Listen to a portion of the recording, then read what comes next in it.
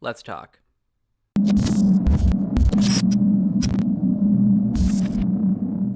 Alright, so I was thinking initially about scripting out this video, but the more I'm just thinking through this, I don't think I could genuinely talk about this if I had to sit down and script everything out. So we're just gonna jump into it.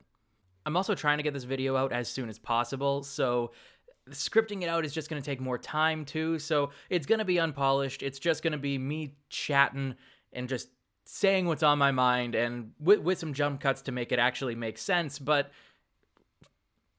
this is what the video is going to be. So apologies in advance. South Park, the comedy show that I don't have to tell you what South Park is. You all know what it is, especially if you're watching this video. You saw the title, you saw the thumbnail. We're talking about the Airsoft episode. I got you, Cartman. You didn't get me. I totally got you. I heard it hit your jacket. Stay hit and go back to respawn. You didn't hit me, Cal. The BBs bounced off a leaf or something. Okay, hit. You got me. That was sweet. Something that I think just blew my mind the most was just the sheer accuracy about Airsoft in a neutral setting that they had. And I saw that Swamp Sniper and Balahack had a special thanks credit, so I'm assuming that's where they got at least 95% of their Airsoft knowledge. Maybe a writer played it at one point or has a kid who played it. That might also be the case, but I'm assuming they got 90+% of this from Swamp Sniper. So, you're awesome, just putting that out there. But something that I really liked was just the accuracy and neutrality of it. Because so much of the Airsoft experience for so many of us was projected, at least in the early stages, was projected in this episode. Between just going through some instances here that just rang true with me and how I grew up with Airsoft. In a happy panic, trying to describe to your parents or family members what Airsoft is and how it's safe, but it looks unsafe, but mom might not understand. But just the sheer excitement of all my friends have this and I really want to go do it so we can go play together and I'll make sure that we're safe. Please, please, please just help me buy my first thing. That is something that I think a strong majority of us in the Airsoft community can relate to.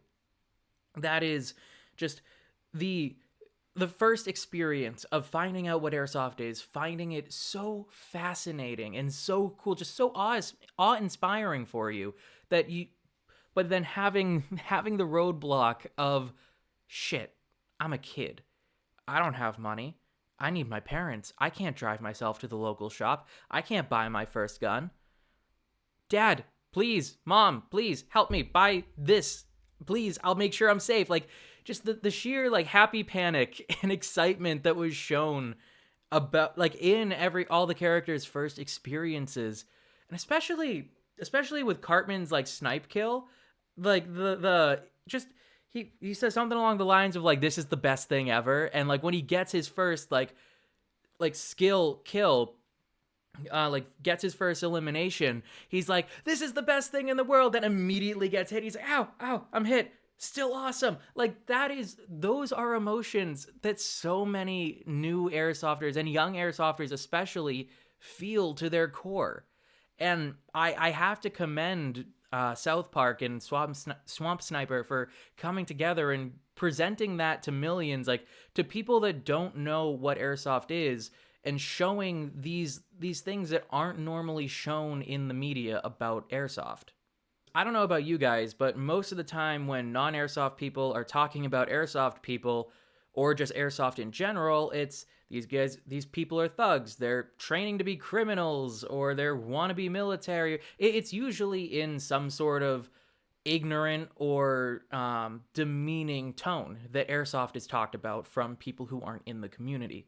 Now, we do have our exceptions every now and then. I think it was the Vice article that did the Milson West event that was pretty good. I think this episode was a step above that, because it told the story of the episode, how moody and awful teenagers are. Here's what Airsoft is. Here's how the characters are reacting to it, but not in a negative way. But then here's how it's woven into the story, which I thought was really good. I think we need more representations like this that are neutral, semi-positive, or a mix of both, just non-negative representations of airsoft in the general media, which I think is something that I think we need a lot more of that if we're gonna like truly change how people view airsoft. I think this is a great step, and I think this episode is probably going to get a lot of kids or just people who like newcomers into airsoft. But I think we do need more of this. Off of my tangent, I want to talk about something that I just thought was so funny. When the dads start coming together and when the dads start coming together and go into the airsoft shop, and is like, I have something that no teenager has, and whips out a credit card, and it's like MasterCard Platinum or something like that. Just, that is just buying your way into like high skill airsoft is such a meme already that like I Swamp Sniper had to have had some sort of input on that joke, because like the meme of, and like the thing that most people make fun of for people in airsoft, that's like, oh yeah, you buy all the good shit, that doesn't necessarily make you good. They just took that stereotype of like that mindset and ran with it, because like once you see all the dads, what was it, Uncle Jimbo? Oh, we got you a partner too, Eric. You might remember Stan's Uncle Jimbo. Did somebody say something about airsoft against teenagers? When I tell you, I was laughing my ass off for a majority of this episode, just going, oh shit, or this is too accurate, what the hell? Like some sort of variation of that was a majority of this Airsofter's reaction to that episode, and in such a happy way. Like, I want to preface, like, all of those reactions were me just being so hyped up that, like, we were getting a decent rep in this larger, huge media. Like, this is the first time that I could watch something that millions of people are guaranteed to see and just truly relate to it as, this is my little niche hobby. I can relate to, like, 80% of these story beats that these characters are going through. Whether it's like the older, like when I started when I was really young, like not even in high school yet, like the high schoolers or teenagers were like being absolute pricks on the field, being separated from the people I showed up with just to make things fair with the skill/age gap on a field. The FPS limit is, insert this, as just most fields are going off of FPS limits when it should be Joule limits. And just all the, oh, we know the rules, let's just play. Like, so much of this I could genuinely relate to. And I think that this was incredible. I know I've said that in like 5 different ways so far already in this video, but like that sort of representation for the hobby, for the sport of airsoft, I think is so incredibly necessary. Outside of things that are made entirely by airsofters, we normally don't have this type of representation, especially not to this level. And I am a little interested in seeing if airsoft ever comes up again in South Park, like in their like canon, if it's ever mentioned again. Because that would be something that's pretty interesting to like see them follow up on, although I can understand why they just want to dedicate like one episode to it and then just like never talk about it again, because it's a very episodic show, so I do get that. But it would be interesting to see if airsoft guns do, or like airsoft in general does make a comeback in the show after this episode. But one thing I definitely want to get is your guys' opinion on all of this. I've seen an overwhelmingly positive reaction to this episode from the Airsoft community, but I want to know your thoughts specifically. Did you enjoy this episode? How much of it did you relate to? What was your favorite little Airsoft-specific gag in this show? And just what do you hope for in the future for Airsoft representation in media?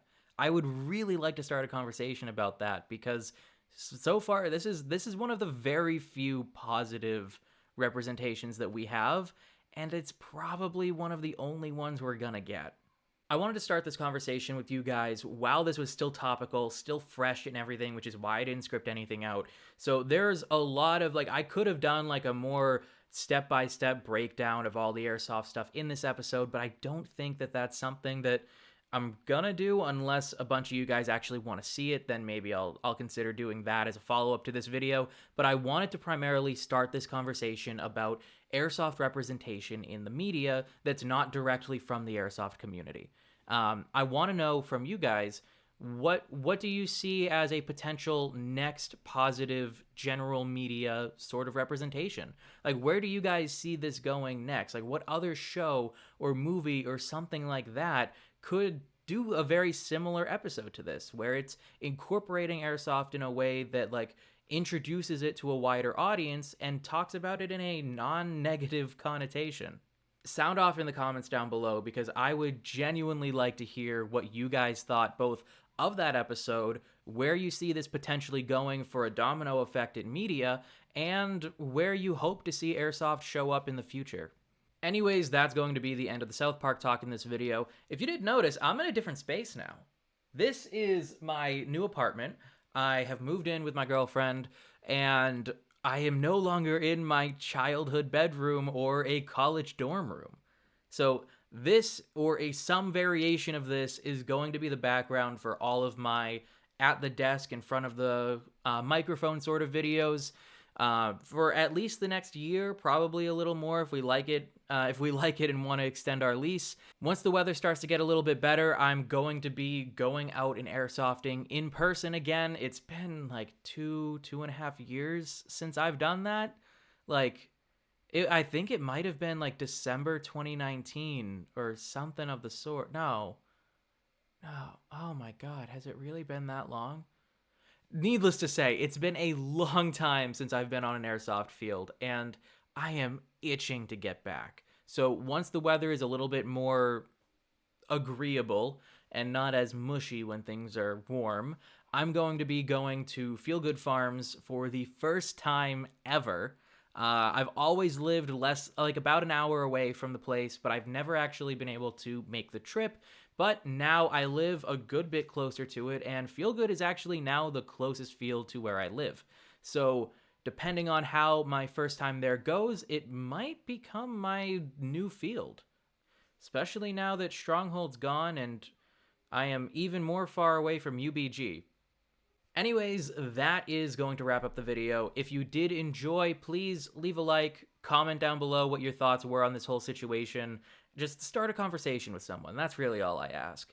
And if you do have a story related to Airsoft that you want to tell or that you want to be told, go to r/Airsoft Storytime. It's linked down in the description, and it is a subreddit that I started a year ago that it never really picked up too much traction, but I do want to try to direct people to it. I want it to be essentially a campfire story type of place for people to just gather and talk about things all Airsoft. So if you have an interesting cheater story you want to tell, something really cool that happened on the field, a steal you got on hop up or something like that, anything as long as it's an Airsoft related story, it's welcome there. But with that being said, I hope you guys did enjoy. Go watch the episode. I'm going to have that link down below as well. If you haven't already seen it, it's really worth the watch, especially if you want to feel a bit nostalgic about getting into Airsoft back when it happened to you. But with that being said, I hope you guys have a good rest of your day, and I'll see you in the next one. Peace out.